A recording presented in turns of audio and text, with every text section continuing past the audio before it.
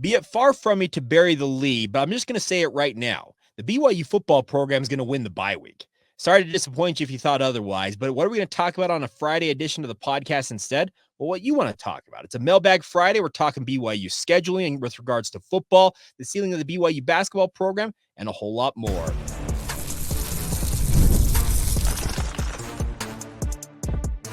You are Locked On Cougars, your daily podcast on the BYU Cougars. Part of the Locked On Podcast Network, your team every day. What's up, everybody? I'm Jake Hatch, your host here on Locked On Cougars, resident BYU insider. Thank you for making Locked On Cougars your first view and or listen of the day. And as always, thank you to all of you who are everydayers right here on your original daily podcast focused on the BYU Cougars. Today's show is brought to you by our friends over at FanDuel. Go to FanDuel.com, place your first $5 bet, and get $200 in bonus bets back, guaranteed. It's all courtesy of your friends at FanDuel. Go to FanDuel.com to get started today. All right. BYU's not playing a game this weekend. And I know that bye weeks are a little wonky because we're trying to figure out how to kind of get back into the swing of things once the games pick back up. But BYU will enjoy this weekend, speaking of the football program. I understand that the players will have the weekend off. They've been working diligently in practices all week long.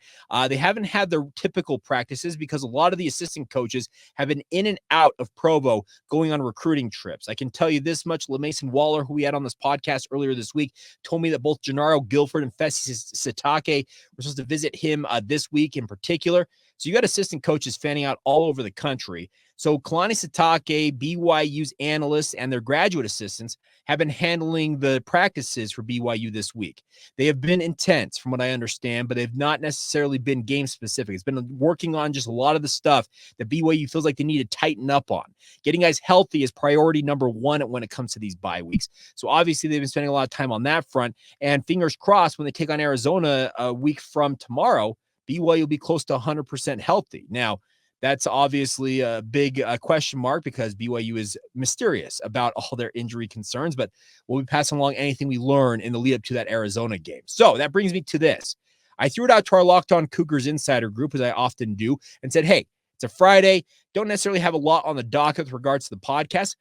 Give me your questions. I want to answer those. And there were two questions I thought that stood out above the rest that I want to start off today's show with. We'll get to the rest as we roll on throughout today's show. But the first one came in from David. I had a very, very interesting question here because I don't think I've addressed this topic quite yet on the podcast because it was pretty newsworthy, but I think we were in the middle of a week where just news was dropping left, right, and center. I didn't necessarily get to it. I got to reference it a little bit, but didn't get to address it head on. He says this, Jake, you may have seen BYU did announce a number of home and home non-conference series for the future with regards to football.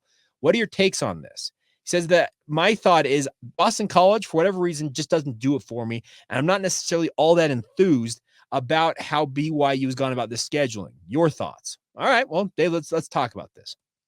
BYU announced a home and home series with 4 future opponents. This goes back over a week ago. They include Cal, Boston College, Oregon State, and Colorado State. Now, Oregon State and Colorado State are part of the newly reformed Pac-12 conference, whereas Cal is a member of the ACC and Boston College also a member of the ACC. The fact that Boston College in the Northeast and Cal in the Bay Area are in the same conference tells you everything you need to know about how stupid conference realignment has gotten.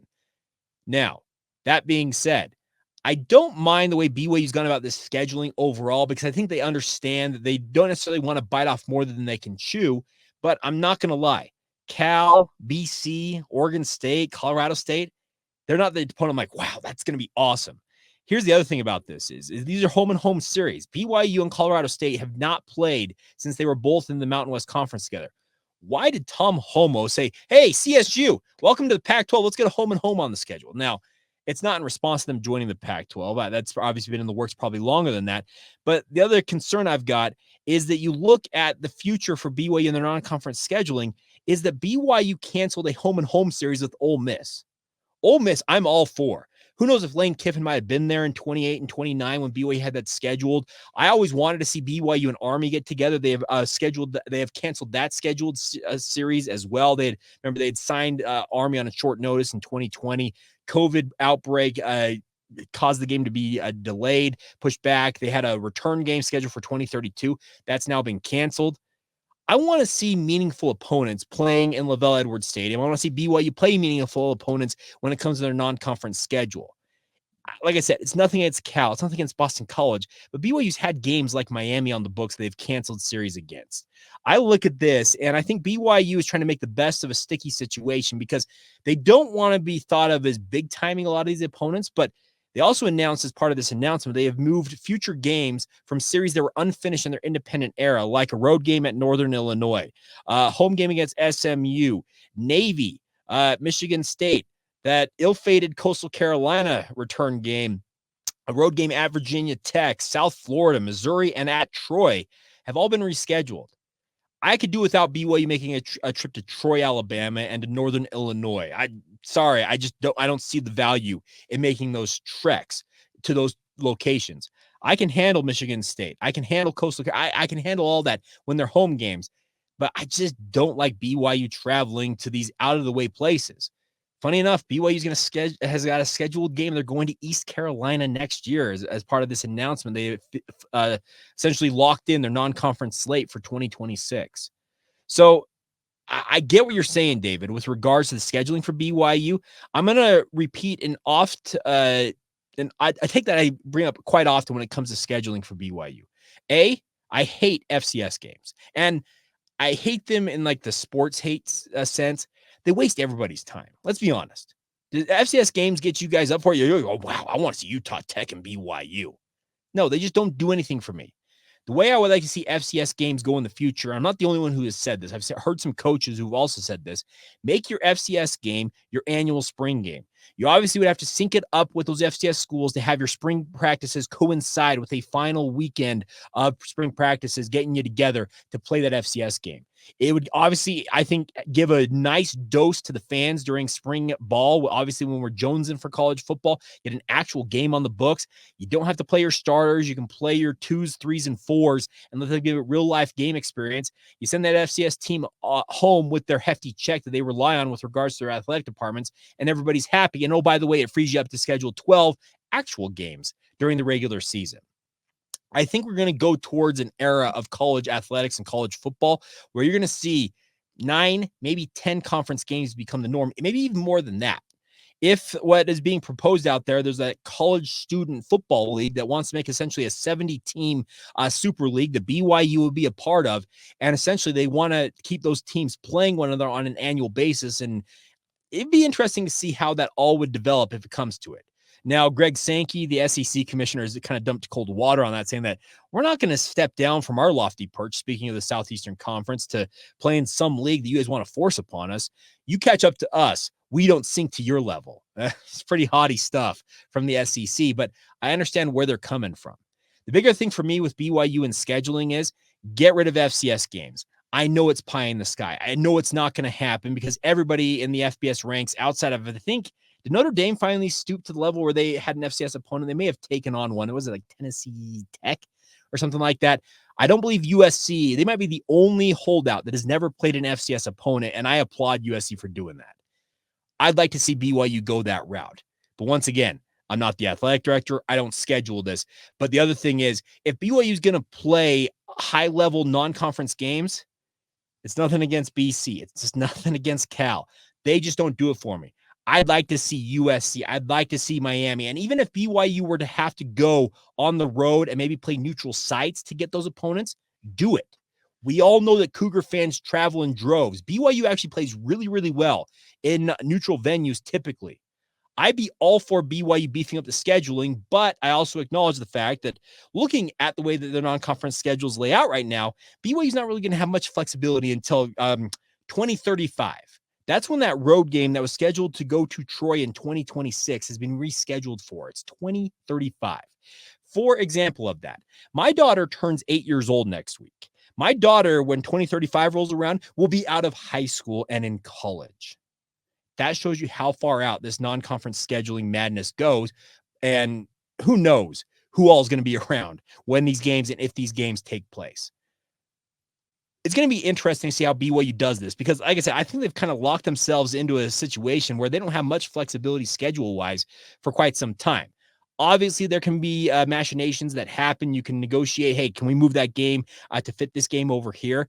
I'm sure BYU will be willing to do that. But right now, I just look at the future non-conference schedule games and say, yeah, okay, that's fine. I know that next year, so the non-conference slate for 2035 has an opener against Portland State at LaVell Edwards Stadium, a home game the following week against Stanford. Okay, great. That's a regional opponent. I can deal with that. And then a road trip to East Carolina and Dowdy-Ficklen Stadium in Greenville, North Carolina.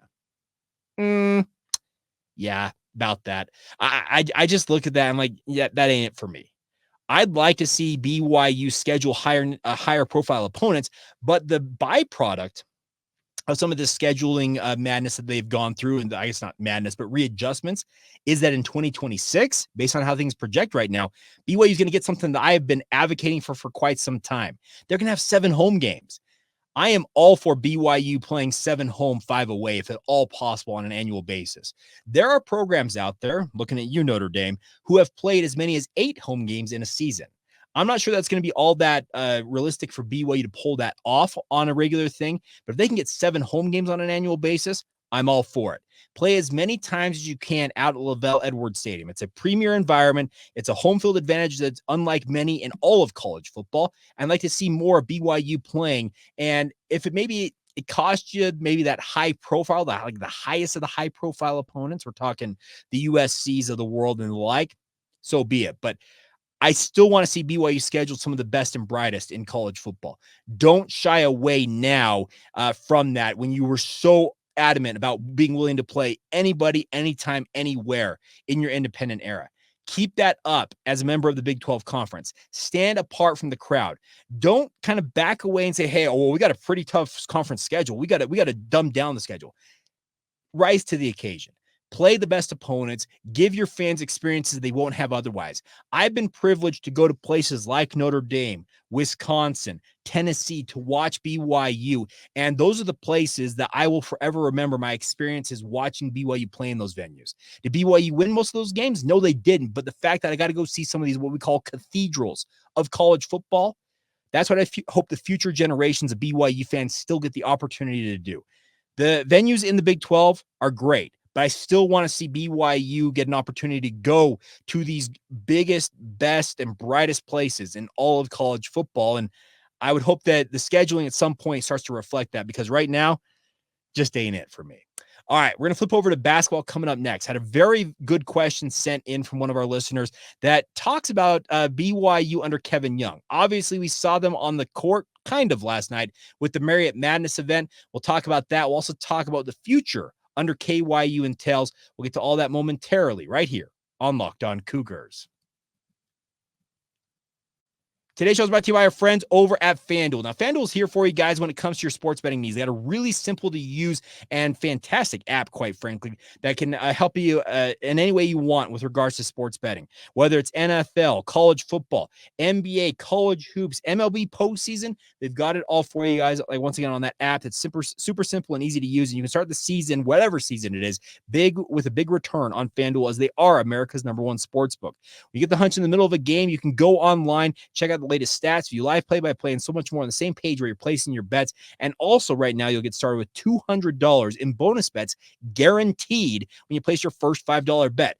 Had this been around and had you had the opportunity, let's say a couple months ago, to get BYU at 4.5 wins and bet the over, you would have cashed in right away with our friends at FanDuel. So don't wait and get on it today. That's FanDuel.com. $200 in bonus bets guaranteed when you place your first $5 bet. Go to FanDuel.com to get started today. It's all courtesy of your friends over at FanDuel. They are America's #1 sports book.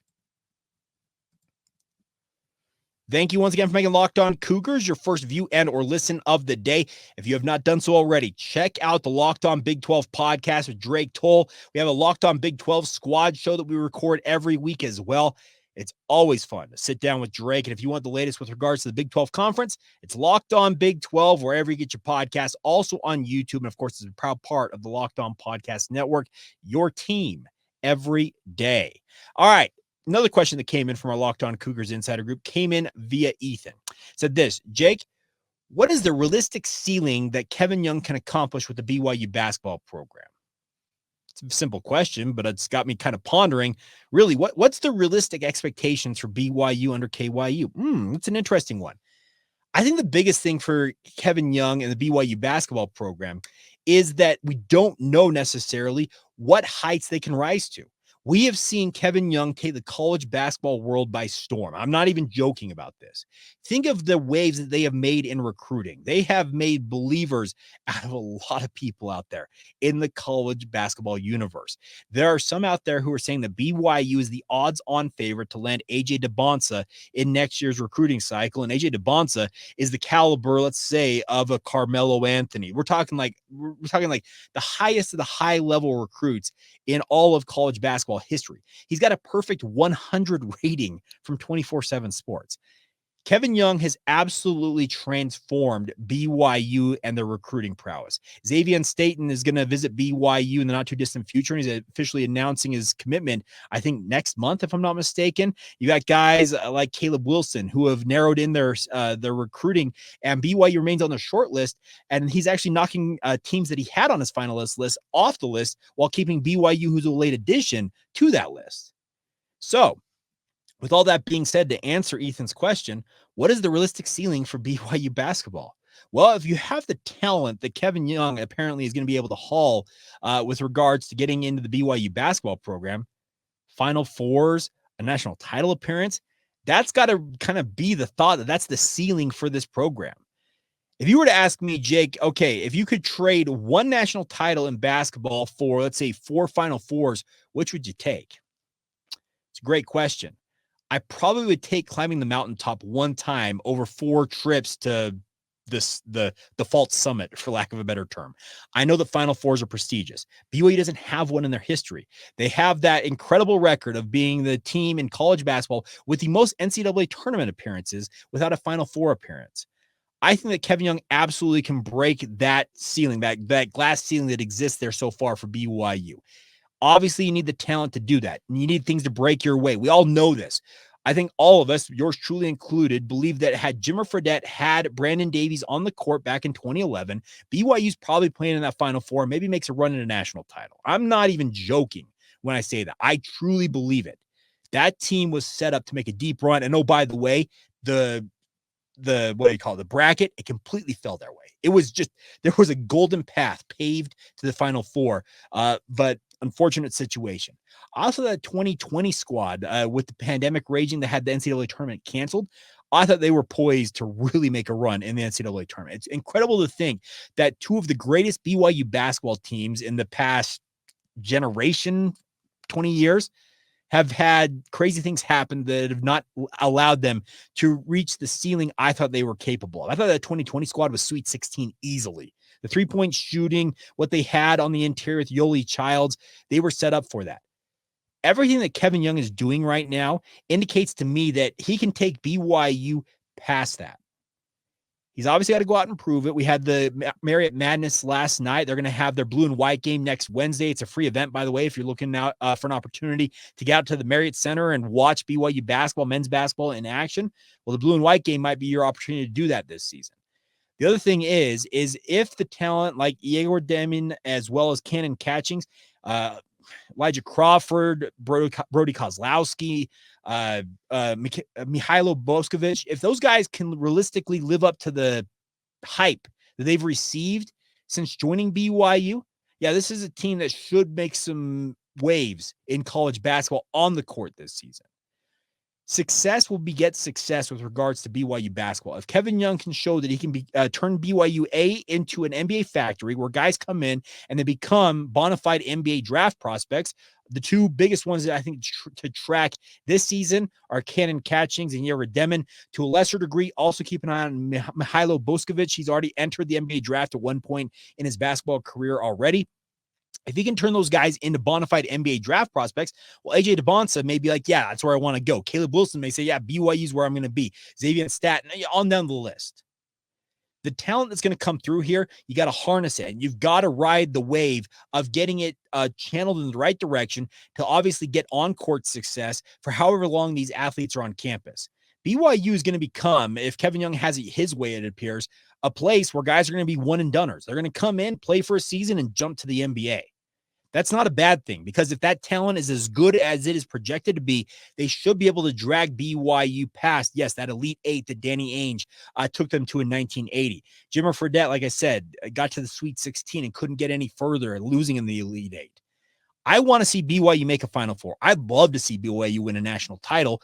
And the way that Kevin Young is going right now, can you really say that it's anything less than that? Really? Like I said, I know that he's got to get on the court and show he has the chops as an actual on-court coach, but the recruiting right now indicates that BYU will have talent they have never seen before in this program.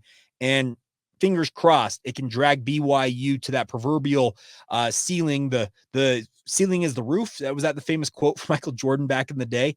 I'd love to see BYU make it to heights hitherto unknown in BYU basketball history, but it's a time will tell type situation. We've got to see this season upcoming and see how it all goes. But I, for one, I'm ecstatic that BYU basketball has sold out the Marriott Center this year. I think it's going to be much like LaVell Edwards Stadium, where it is a true home court advantage, and it's going to be an insane environment. I, for one, cannot wait to lose my hearing on a weekly basis when I'm out there at the MC this winter. All right, we'll finish up today's show looking at the other questions that were sent in from our listeners. We got a bevy of them, but got some good ones still to go. And we'll get to that as we roll on momentarily right here on Locked On Cougars. Today's show is brought to you by our friends over at Game Time. Now, Game Time is here for you guys when it comes to getting to the events you guys want to go to, whether that's sporting events. We've been talking a lot about BYU basketball and football. No matter what you're into sports-wise, comedy, music concerts, theater events, whatever you're into, our friends at Game Time have got the options for you guys. They got an incredible app that has curated deals to make it easier to find the best prices for great seats. They have their seat views before you buy, so you know exactly what to expect with regards to where you'll be sitting at the venue you're at. And also, you can toggle their all-in price, you know exactly what you'll pay straight up across the board when you toggle that in the app. So take the guesswork out of buying your tickets and do it with our friends at Game Time today. Go download the Game Time app today, create an account, use the promo code LOCKEDONCollege for $20 off your first purchase. Once again, promo code LOCKEDONCollege. It's LOCKEDONCOLLEGE for $20 off when you download the app. Terms apply, but download Game Time today. And of course, what time is it? It is game time. Thank you once again for making Locked On Cougars your first view and or listen of the day. If you have not done so already, join the Locked On Cougars Insider Group. Get the inside scoop on all things BYU that I'm hearing sent to your phone in the form of a text message.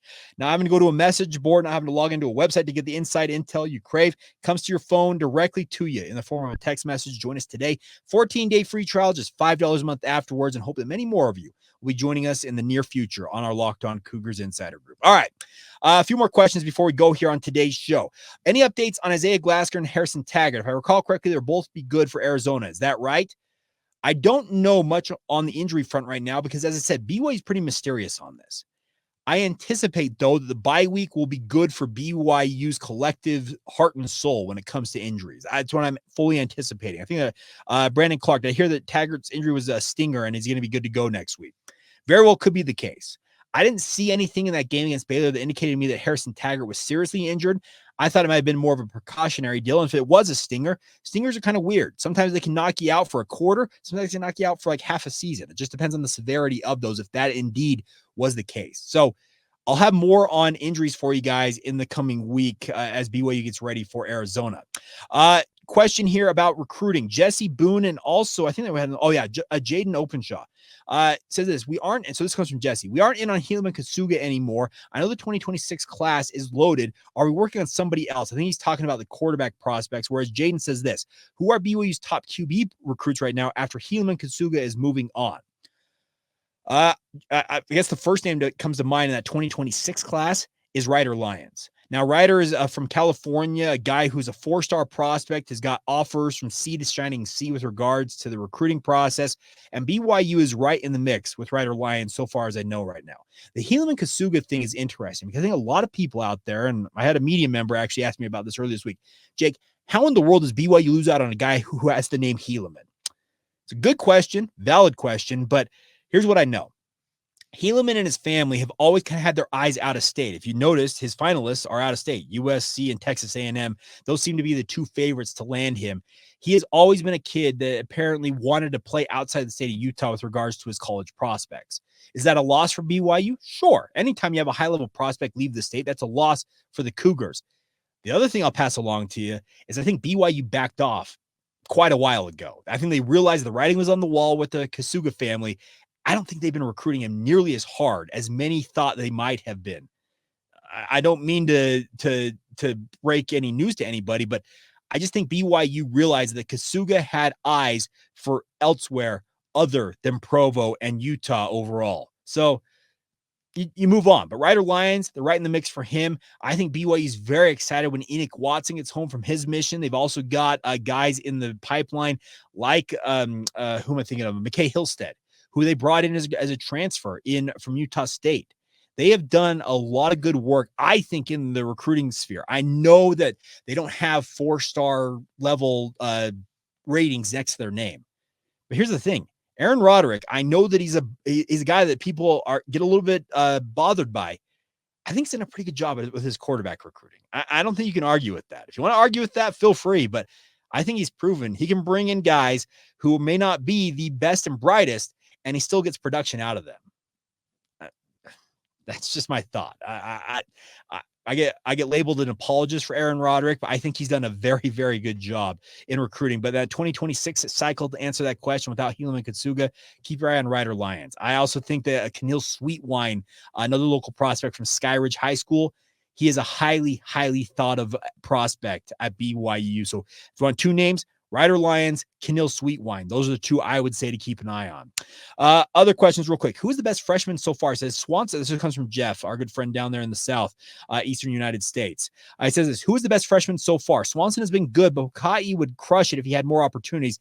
I've been disappointed with Trey Alexander, and Tommy Prassis has been solid. It's a good question. Who's been the best freshman so far? I guess, yeah, Swanson probably is it. I think, because you see what Ryner Swanson is. He looks every bit the part of a future star at tight end for BYU. And the crazy thing, he's 18 years old. It's just incredible. The size, speed, weight ratio with him. He is an elite athlete. And frankly, I want to see more of him at tight end. And that brings me to another question here from Kent saying this. Another game we didn't use the tight end. He's talking about the Baylor game. It seems to me that we could go right down the middle with our tight ends 3 to 4 times, even 5 times a game. I don't know if Aaron Roderick just doesn't see it, doesn't want to do it. Just wondering what you think. However, we are 5-0, so there's not a lot to complain about. It's a good point there, Kent. I do want to see BYU have an uptick in using their tight ends. Funny thing about this is their tight ends kind of got interfered with in that Baylor game when they had opportunities down the field. Remember, had that pass been a little bit better to Keanu Hill, might have been a touchdown. Matava Taase got interfered with on another trick play. So, yes, I think we need to see more from the tight ends, and I think that Ryner Swanson, I want to see more and more and more of that kid, because he flashes every time he gets his opportunity to have that ball in his hands. He is really, really fun to see that. Oh, here's an interesting one. David sent this in just barely later as I'm recording this, talking about recruiting. Drew Cowart, who's a quarterback prospect, is coming home from his mission in Arizona to pay a visit to BYU and attend the Arizona game. He just completed his mission last week and is already committed to BYU and planning to come to BYU in January. But I know that Utah and a few other schools are still looking at him. Interesting. I know that Drew Cowart, I think it was like a verbal pledge to BYU as a preferred walk-on, if I'm not mistaken, out of the Arizona prep ranks. But that's one to keep an eye on. I guess Drew Cowart coming to BYU for a visit next week. That's one to track, obviously, on that. And let's see. I think 2 more questions here that were sent in. While not directly tied to BYU now, just curious your thoughts on the Mountain West and the Pac-12 situations right now. This comes from Austin.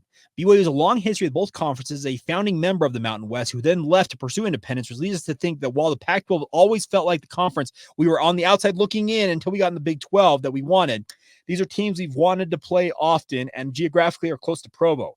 How do you think the situation with those conferences could affect BYU in the Big 12?